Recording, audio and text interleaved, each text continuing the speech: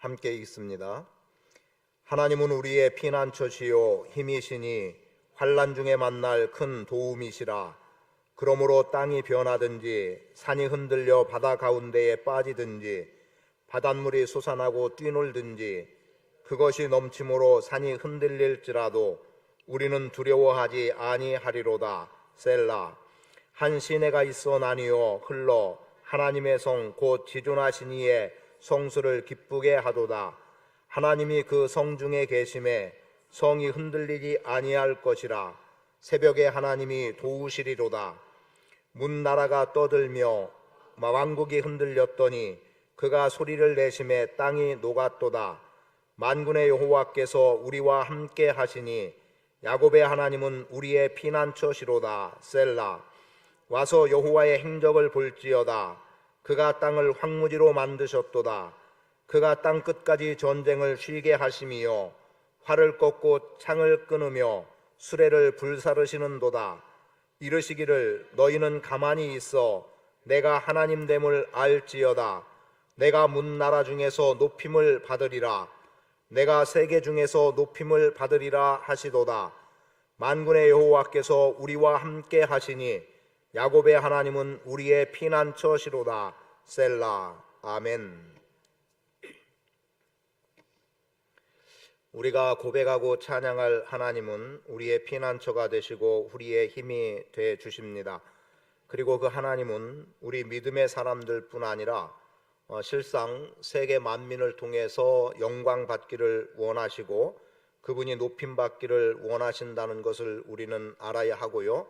그래서 열방이 하나님을 높이고 찬양하고 감사할 수 있도록 우리는 복음을 증거하는 일을 중단할 수 없이 끊임없이 복음 증거의 삶을 살아가야 합니다. 우리가 살아가는 시대, 급변하는 시대라고 말을 하고 어느 한 부분에서 안전함이 없는 시대 속에 우리는 살아가고 있습니다. 한 걸음 내딛는다 할 때마다 불안함이 있기도 하고 그리고 그 걸음의 안전을 보장받지 못하는 어려움 속에 살아가고 있습니다.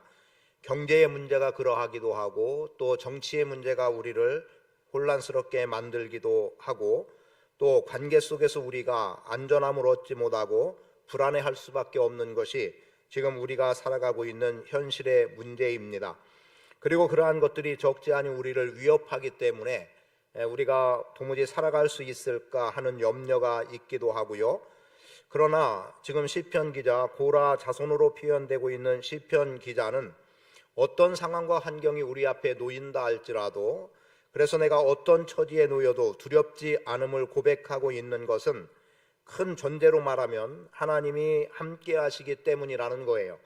그리고 그렇게 함께 하시는 하나님이 나의 피난처가 되시고 힘이 되어주시기 때문에 그래서 2절 이하의 말씀에서 땅이 옮겨진다 하더라도 나는 두려워하지 않겠다. 그리고 또 산이 흔들려서 바다 가운데 빠진다 하더라도 나는 결코 두려워하지 않겠다.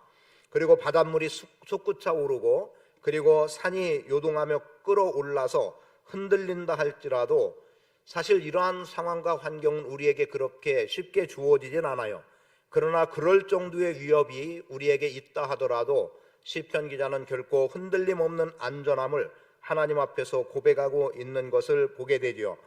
그래서 오늘 본문 말씀 속에서 우리가 어떻게 살아가야 할지 힘들고 어렵고 또 내가 어떤 불안과 위기 속에서 그리고 또 처절하리만큼 곤고함 속에서 살아가게 되는 이 많은 어려움들 그리고 심지어 전쟁이라고 말할 수 있을 만큼의 나를 대적하는 어떤 세력들 앞에서도 넉넉히 이길 수 있음에 대해서 하나님 앞에 감사하며 하나님이 나의 피난처 되심에 대해서 함께 말씀을 받기를 원합니다. 하나님은 나의 피난처라고 하는 고백, 삶 속에서 날마다 주어지기를 바라는 것은 이미 말씀 언급해 드린 대로 불안한 요인들이 우리를 위협하는 일들이 많이 있기 때문에 그래서 어디에다가 우리의 마음을 안전하게 거처할 곳 없는 정도로 살아가고 있는 때이기 때문에 하나님을 피난처 삼는 것은 대단히 중요한 부분입니다. 그러면 하나님을 피난처 삼음, 즉 하나님은 나의 피난처라고 고백하게 되는 이유는 뭐냐면 피난처 되신 하나님은 우리를 도와주신다는 겁니다. 1절의 말씀에 보면 하나님은 우리의 피난처시요 힘이시니 환난 중에 만날 큰 도움이시라 라고 말씀하고 있고, 5절에서도 하나님이 그 성중에 계심에 성이 흔들리지 아니할 것이라, 새벽에 하나님이 도우시리라 라는 말씀으로 하나님은 우리를 돕는 분이라는 것을 분명하게 말씀해 주고 있습니다. 하나님이 우리 곁에 계신다라고 하는 것은 우리를 돕기 위함입니다. 혼자라면 흔들릴 수 있고 혼자라면 힘들어서 어떻게 살아갈까 싶지만, 도우시는 하나님은 우리 곁에 함께 해주시는 것으로 우리가 어떤 상황에도 요동함 없이 살아갈 수 있도록, 말씀드린 그대로 2절 3절 같은 상황이 우리 앞에 펼쳐진다 하더라도 우리는 안전할 수 있다는 겁니다. 그것은 하나님이 도와주시기 때문, 하나님이 붙들어 주시기 때문이라는 거죠. 그래서 우리는 환난을 이길 수 있는 힘을 주님께로부터 공급받고, 어려움을 그 위기로부터 벗어날 수 있는, 극복할 수 있는 것은 피난처이신 하나님이 나에게 여전한 도움으로 함께해 주시기 때문에 가능한 일입니다. 그럼 이렇게 도우시는 하나님의 도움이 불완전하냐? 그렇지 않은 거예요. 사람의 도움은 때때로 상황과 환경에 따라서 변해질 수 있지만, 하나님의 도우심의 은혜는 완전합니다. 그분의 도우심에는 실수도 없고요, 그분의 도우심에는 실패가 없는 거예요. 그분이 돕겠다고 작정만 하시면 하나님은 내가 생각하고 내가 기대했던 것 이상으로 나를 도와주시는 하나님이 되시는 겁니다.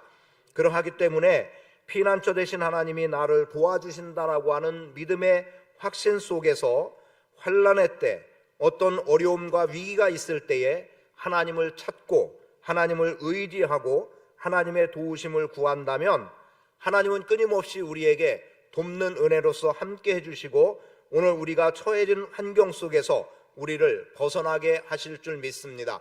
그래서 완전한 도움이 되시는 하나님을 의지함으로 나가자.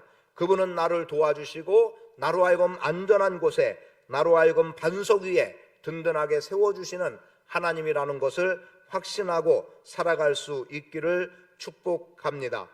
두 번째, 하나님은 나의 피난처라고 고백할 수 있는 우리에게 있어서 피난처이신 하나님은 우리와 함께 하신다고 말씀하고 있습니다. 우리 안에서 늘 고백되어지는 일 아니겠습니까? 나와 함께 하시는 하나님. 그 하나님은 우리가 익숙하게 표현하는 대로라면 임마누엘의 하나님이신 거죠. 하나님은 예로부터 끊임없이 우리 백성들과 함께 하셨습니다. 창조로부터 사실상 함께 하신 거예요.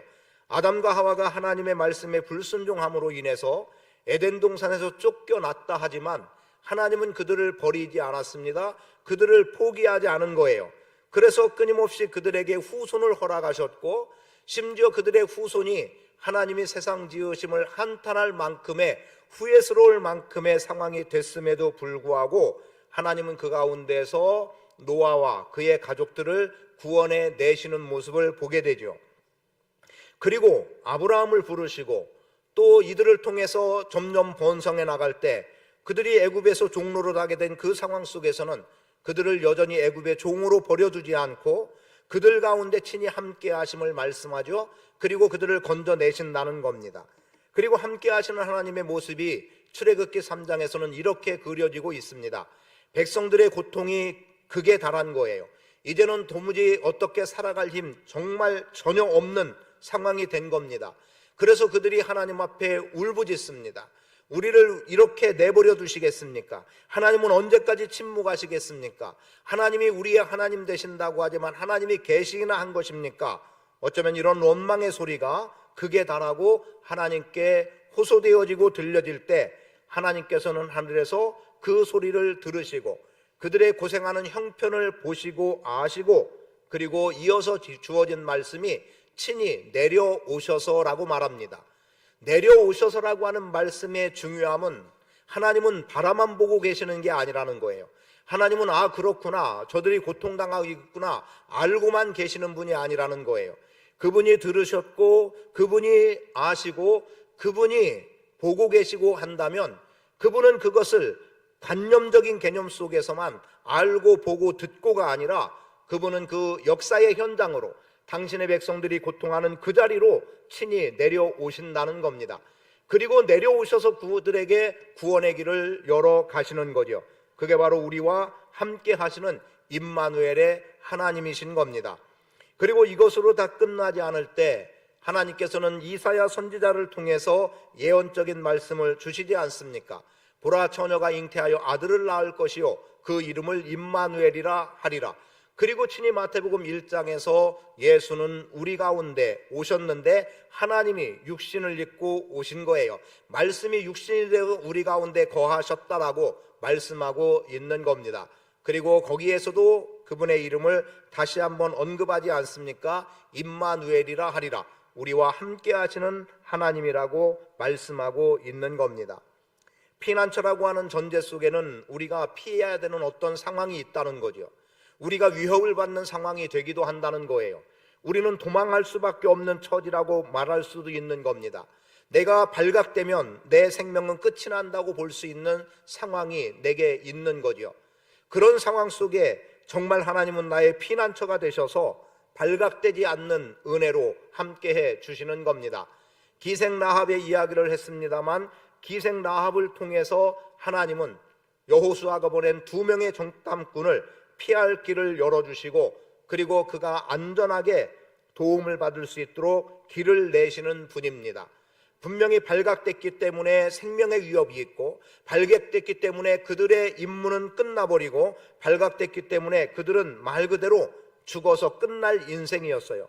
그런데 하나님은 기생 라합을 준비해 두셨고 그가 그들 이스라엘 백성들의 움직임에 대해서 그는 알고 있었고 그리고 거기에 그들이 곧 이 땅을 정복해 드릴 것이고 우리는 그들을 이길 수 없어서 우리는 진멸당할 것이라고 하는 것을 기생 라합은 알고 있었던 겁니다. 그리고 하나님께서는 그를 통해서 피할 길을 만들어내셨고 그를 피난처 삼을 수 있도록 하나님은 은혜를 베풀어 주신 겁니다. 오늘 여러분과 함께 하시는 하나님, 그 하나님을 믿음 안에서 확신하고 살아갈 수 있기를 축복합니다. 7절에 보세요. 말씀하죠. 만군의 여호와께서 우리와 함께 하시니. 여러분, 만군의 여호와가 함께 하신다는 만군의 여호와는 전쟁에 능하신 하나님이세요. 전쟁에 능하신 하나님은 승리를 가져오시는 하나님이십니다. 그분이 피난처 되신다고 한다면 우리는 어떤 세력도 이겨나갈 수 있음을 말해주고 있는 거고요. 11절도 보면 만군의 여호와께서 우리와 함께 하시니 야곱의 하나님은 우리의 피난처시로다라고 말씀하는 만군의 여호와 하나님께서 우리의 피난처 되심을 확신하며 살아갈 수 있기를 축복합니다. 그러면 만군의 여호와의 이름이라는 속에서 그분이 우리의 피난처 되신다는 속에서 우리는 적극적인 행동을 취할 수 있습니다. 그것을 다윗에게서 발견하게 되는 거죠. 다윗 어떻습니까? 아직 어린 나이라고 보면 돼요. 형들은 전쟁에 나갔기 때문에 그만큼 성숙했고 군대로 모집될 만한 성장이 형들에게는 있었습니다. 그러나 다윗은 아직 군대에 모집되지 않았다는 것은 지금 청소년 시기에 놓여 있다고 보면 되는 거예요. 아직 그들의 계소함에 들어가는 20살로 규정한다면 20살이 되지 않은 나이의 다윗이었습니다. 그런데 그가 아버지의 심부름으로 전장에 나가고 있는 전쟁터에 있는 형들을 찾아가게 되는 것 아닙니까? 그런데 그때 마침하고 무엇을 보게 돼요? 지금 상대방 골리앗이, 블레셋의 골리앗이 사울 왕과 그의 군대를 조롱하고 있는 겁니다. 야, 너희 하나님이 어디 있느냐는 거죠. 너희 하나님 있으면 나와 보라는 거예요. 자, 누군가 나와 한번 부닥쳐보자. 나와 싸워보자. 그리고 이기는 자에게 우리가 굴복하자는 겁니다. 그런데 사울 왕을 포함한 사울의 군대는 아무도 나설 수 없는 거예요. 기골이 장대한 골리앗 앞에 그저 눈으로 보여지는 것만으로도 그들은 두려움에 떨고 있었고 도무지 승산 없는, 패할 수밖에 없는 위기 속에 놓여 있었습니다. 그때 다윗은 중간중간 접어두고 단번에 이렇게 말합니다. 만군의 여호와의 이름으로 나간다라는 거죠. 네가 어찌하여 만군의 여호와의 이름을 조롱하느냐? 그것도 할례받지 못한 이방 백성이 여호와의 이름을 함부로 올리느냐는 거예요. 그것은 다윗에게 있어서는 욕된 일이었습니다. 용납할 수 없는 일이었어요. 그래서 그는 만군의 여호와의 이름으로 나가고 있음을 봅니다. 상대는 칼과 창으로 무장하고 온다 할지라도 나는 만군의 여호와의 이름으로 나간다. 그리고 물맷돌을 준비해서 나가고 그 물맷돌을 던졌을 때 골리앗은 쓰러졌던 겁니다. 하나님의 손이 다윗과 함께 했기 때문에 가능한 일이었습니다. 물론 그의 실력도 무시할 수 없겠죠. 그의 실력 있습니다. 그러나 실력만으로 되지 않는 것은 단번에 골리앗을 쓰러뜨릴 수 있는 능력이 실상 다윗에게는 없었던 거죠. 그런데 그 다윗이 나름의 실력 속에, 그러나 골리앗을 넘어뜨릴 수 있는 정도까지는 아닌 그 실력, 거기에 하나님의 도움의 손길이 있으니까, 하나님께서 함께 해주시니까 그 작은 돌 하나가 골리앗을 쓰러뜨릴 수 있었던 겁니다. 피난처이신 하나님은 오늘 여러분과 함께 하시는 거예요. 만군의 여호와의 이름으로 함께 하시는 겁니다. 그분은 전쟁에도 승리케 하시는 분으로 함께 하시는 거예요. 그래서 세 번째로 보게 되는 게, 피난처이신 하나님은 우리에게 승리를 주신다라고 말씀되고 있는 겁니다. 그 내용은 9절에 기록이 되어 있습니다. 그가 땅끝까지 전쟁을 쉬게 하시며 활을 꺾고 창을 끊으며 수레를 불사르시는도다. 그냥 편안한 측면에서 이야기한다면 평화를 주시는 하나님이에요. 자, 상대로 하여금 전쟁하지 않도록 만들어가는 그들의 마음을 어떻게 움직이는 정도로 이해할 수도 있겠지만, 이것을 강하게 표현하면 전쟁에 승리를 주시는 하나님인 겁니다. 그래서 상대의 활을 꺾어버리고 상대의 창을 끊어버리고 상대의 수레를 불살르는 그러한 일을 통해서 하나님께서는 전쟁에 승리를 가져오게 한다는 거죠. 그 장면을 우리는 출애굽 과정에서 경험하고 있습니다. 출애굽 과정 속에서 홍해를 건너야 되는 상황, 애굽의 군대는 뒤에서 마병으로 추격해 오고 있습니다. 이스라엘 백성들의 앞에는 홍해가 놓여 있습니다. 도무지 건널 수 없는 강입니다. 그리고 그들이 그 강을 건너겠다고 뛰어들어 본들, 그들은 살아날 수 있는 사람은 아마도 단 한 사람도 없을 겁니다. 물론 어떤 기적적인 측면에서 살아날 사람이 있을는지 몰라도 이들에게 살 길은 없는 거예요. 그런데 하나님께서 불과 구름 기둥으로 그들과 함께 하시고, 불과 구름 기둥으로 애굽의 군대의 전차 마병을 다 막아주시고, 그리고 바람을 일으켜서 홍해를 가르고 백성들은 마른 땅으로 건넜다고 말씀되고 있지요. 그리고 그 뒤를 따라 들어왔던 애굽의 군대는 중간쯤 왔을 때 물이 다시 하나로 뭉쳐짐을 통해서 결국 그들은 다 물에 빠져 죽는, 수장당하는 사건을 우리는 성경을 통해서 알고 있습니다. 자, 그게 바로 하나님께서 전쟁을 쉬게 하시는 겁니다. 애굽의 군대, 대적은 물리쳐 내신다는 거죠. 대적을 물리쳐 주심으로 나에게 쉼의 기회를 주시는 거예요. 나에게 그만큼의 안식을 주시는 겁니다. 여러분, 전쟁을 쉬게 했다는 건 그쳤음을 의미하지만 전쟁이 그쳐진 이후로 본다면 평화가 오는 거죠. 그리고 백성들은 안식을 취할 수 있는 겁니다. 흔들림 없는 안전함이 하나님께 있음을 분명하게 말씀해주고 있는 거예요. 여러분, 피난처이신 하나님, 우리와 함께 하시는 하나님은 만군의 하나님이신데, 만군의 하나님이시기 때문에 그분이 함께 하셔서 피난처가 되기도 하지만 그 만군의 하나님께서 우리에게 승리를 안겨다 주시는 겁니다. 하나님에게는 패배가 없음을 확신하십시오. 패배가 없는 하나님을 믿음으로 확신하고 받아들일 수 있기를 축복합니다.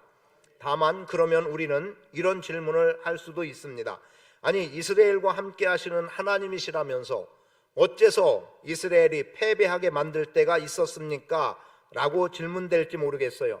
그런데 이스라엘이 패배했을 때는 하나님의 도움의 손길이 때로는 그들의 죄 때문에, 그리고 그들이 하나님을 떠났기 때문에, 그들이 불순종했기 때문에 하나님께서는 징계의 방법으로 그들을 돕는 손길을 잠시 멈출 뿐이었지, 그분의 도움이 중단되고 더 이상의 도움이 없다는 걸 의미하지도 않고, 그분의 전쟁을 이기게 하는 것에서 패배하는 하나님이기 때문에 도와주지 못하는 게 아님을 우리는 알아야 됩니다. 자, 지금 여호수아 말씀을 보고 있습니다. 여호수아 말씀 속에서 오늘 새벽까지 본 내용은 여리고성을 무너뜨리는 사건이었습니다. 하루에 한 바퀴씩 돌아라. 그리고 7일째 되는 날은 7바퀴를 돌아라. 그간에는 너희가 아무런 소리도 내지 마라. 그리고 마지막 제사장들에 의해서 7나팔이 불려질 때, 큰 나팔 소리가 들릴 때 너희는 외치라는 겁니다. 그리고 그 외침 속에서 여리고는 무너져 버렸습니다. 자, 자, 하나님의 방법은 승리를 주시는 거예요. 거기에 군사력이 동원되지 않았습니다. 거기에 어떤 무기가 중요하게 작용하지 않았습니다. 거기에는 오로지 하나님의 능력이 있었고, 그 능력 앞에 순종하는 백성이 있었고, 그리고 그대로 뜻을 따라 행했던 그 이유 때문에 말씀대로 행함 속에 그들은 승리를 경험했습니다. 그런데 안타깝게도 두 번째 정복해 나가야 될 아이성, 이 아이성은 어떻습니까? 지금 군사적인 측면에서 보았더니 저 정도는 여리고를 우리가 넘어뜨린 것 생각해 본 거죠. 그리고 이제 아이성, 이 방법도 여기도 하나님이 그렇게 일하시면 된다는 생각을 가질 수도 있겠지만 그 방법이 아니어도 우리의 힘으로도 이길 수 있음을 계산해 보았어요. 그리고 그 군사력을 계산해 보니까 2-3천 명만 올라가면 능히 넉넉히 아이성은 정복할 수 있다는 계산이 나온 겁니다. 그런데 그 아이성에서는 오히려 36명쯤 이스라엘 군대가 죽임을 당하고 그들의 간담이 서늘하게 녹아짐 속에 패배하는 모습을 보게 됩니다. 하나님의 능력이 부족해서 패배했던가요? 그러면 아니면 2-3천 명이라는 숫자를 잘못 계산해서 군사력이 잘못 조직이 돼서 그리 됐던가요? 아니었어요. 그거는 군사력의 문제도 아니었고 하나님의 능력 부족의 문제도 아니었습니다. 거기에는 아간이라고 하는 사람의 범죄가 끼어 있었기 때문이에요. 그게 하나님의 거룩하심과 백성 사이에 거룩함이 훼손되어지는 범죄의 요소가 들어가 있었던 까닭에 하나님께서는 패배의 쓴맛을 보게 허락해 놓으신 거예요. 아니 2-3천 명이면 이길 수 있어요. 이기는 거예요. 그것만으로 되는데 어찌하여 패했을까? 그것은 그들의 무능함이 아니었다는 거죠. 그들의 죄의 문제였던 겁니다. 그래서 승리 주시는 하나님은 우리의 거룩함 속에서 승리를 안겨주시는 것이고, 하나님께 붙어있는 인생에 승리를 주시는 것이고, 하나님께 순종함으로 나가는 자들에게 전쟁의 승리를 보장해 주시는 겁니다. 하나님이 함께 하시지 않았기 때문에 패배한 게 아니에요. 하나님께서 그들에게 승리를 주실 수 있는 분인데 하나님의 어떤 연약함 때문이 아니었던 거예요. 죄의 문제였고 불순종의 문제였고 하나님을 떠난 자에 대해서 되어진 일일 뿐이었습니다. 그러나 오늘 우리가 죄로부터 벗어나고 하나님을 의지하고 하나님의 말씀에 순종함으로 나가는 인생이 된다고 하면, 하나님을 나의 피난처로 삼고 살아간다고 하면 하나님은 우리에게, 여러분에게 승리를 주시는 겁니다. 9절 말씀 그대로예요. 여호와의 행적을 보는 우리들에게 전쟁을 쉬게 하시고 활도 꺾어주시고 창을 끊어내시고 수레를 불사르시는 일을 통해서 오늘 여러분 인생에 승리로 안겨주시는 겁니다. 여러분을 대적하는 자가 강한 무장을 한다 할지라도 하나님이 꺾어버리면 그만인 거예요. 하나님이 끊어버리면 그만인 겁니다. 하나님께서 수레의 바퀴를 빼버리면 그만인 거예요. 그들은 견고하다고 할지라도 하나님이 움직이시면 그 견고함은 무능함으로 전락되고 마는 겁니다. 피난처이신 하나님, 우리에게 승리를 주시는 하나님이십니다. 그러면 그렇게 피난처이신 하나님께서 우리를 도와주시고 그리고 또 우리와 함께 하시고 우리에게 승리를 주신다면 그럼 우리는 무엇을 어떻게 해야 되겠습니까? 그것을 10절에서 답을 찾으면서 말씀을 마치겠습니다. 함께 읽습니다. 10절 시작. 이르시기를 너희는 가만히 있어 내가 하나님됨을 알지어다. 내가 문 나라 중에서 높임을 받으리라. 내가 세계 중에서 높임을 받으리라. 여러분, 하나님께서 당신이 높임을 받으실 것을 말씀해요. 자, 너희는 잠잠하라는 거예요. 가만히 있어서 내가 하나님됨을 알라는 거예요.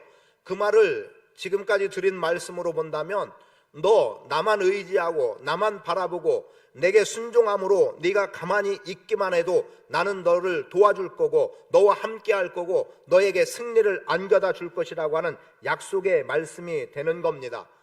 여러분, 하나님이 하나님 되심을 고백할 수 있다는 것은 우리에게 커다란 은혜입니다. 그만큼 하나님을 안다는 것이고 그만큼 하나님을 경험한다는 내용이 되기 때문에 그렇습니다.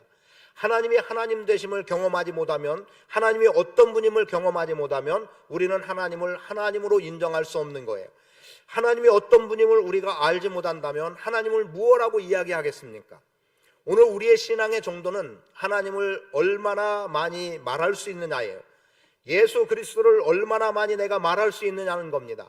그런데 예수 그리스도 하나님을 한마디도 말로 표현할 수 없다면 그것은 실패한 인생일 수밖에 없고 그에게 믿음을 찾아내기 어렵습니다.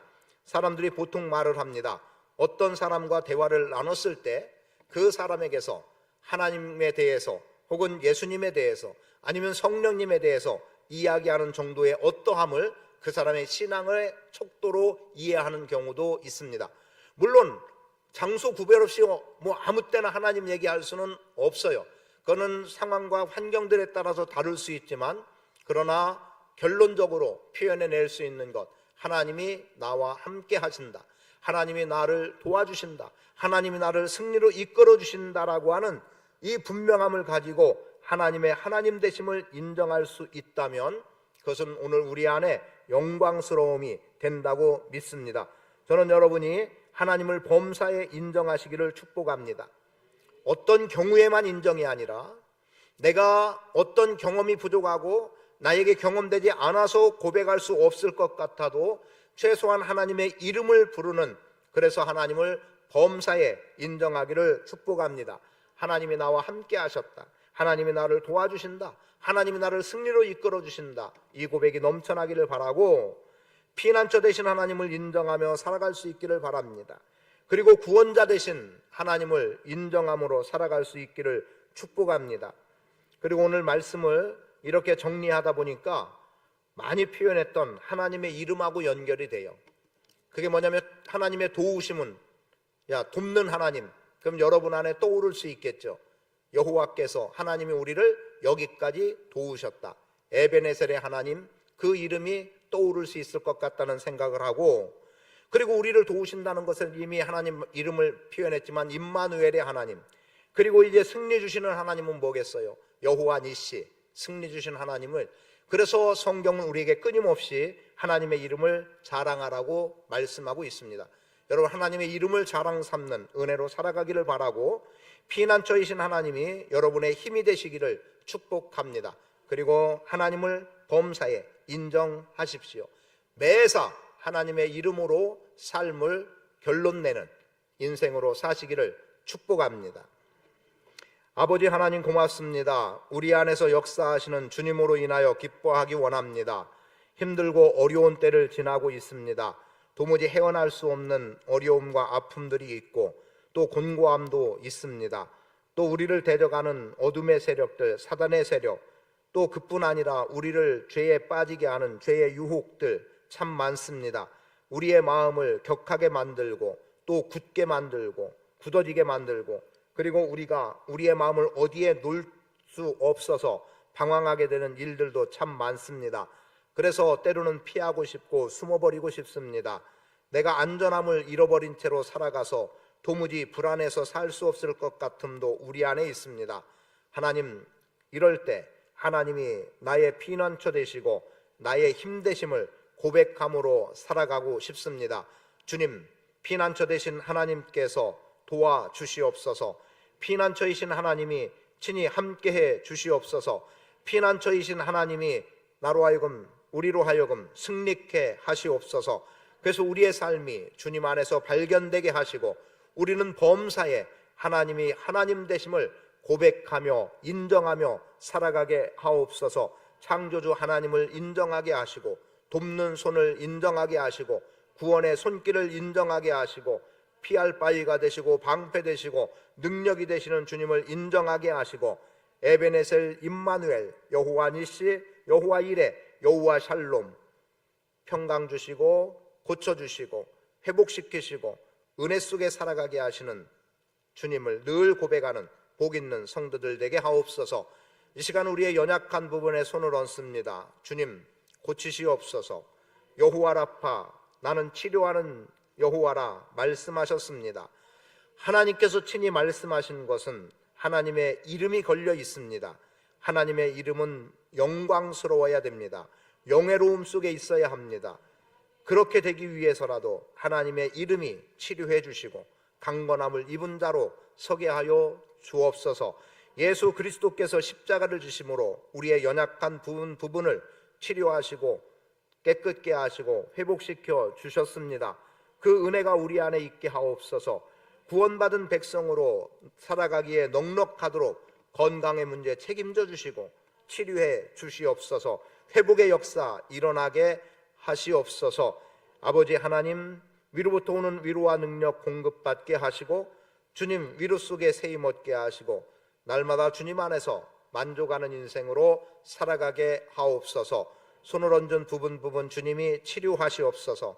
성령께서는 기름 부으심으로 함께 하시고 치료의 광선을 발해 주시고 기름 부으심으로 역사하심을 믿사오니 고치시고 영광 나타내 주옵소서. 우리의 육체를 고쳐 주시옵소서. 우리의 마음을 치료하시옵소서. 우리의 영혼을 깨끗하고 맑게 아버지 하나님께서 회복시켜 주시옵소서. 이제는 우리 주 예수 그리스도의 무한하신 은혜와 아버지 하나님의 극진하신 사랑하심과 성령님의 교통하심이 여호와 하나님을 나의 피난처 삼고 믿음 안에서 주의 도우심과 함께하심과 승리를 구하며 살아가기 원하는 주의 백성들 머리 위에 삶의 모든 터전 위에 이제로부터 영원히 함께하실지어다. 아멘. 하나님께